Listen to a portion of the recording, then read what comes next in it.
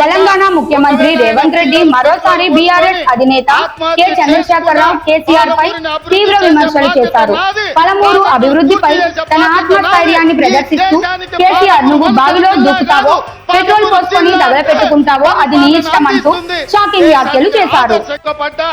ఒకవేళ ఆయన పిల్లలు పెట్రోల్ పోసుకొని ఆత్మహత్య చేసుకున్న పాలమూరుని అభివృద్ధి చేసే బాధ్యత నాది, ప్రాజెక్టులు పూర్తి చేసే బాధ్యత నాది.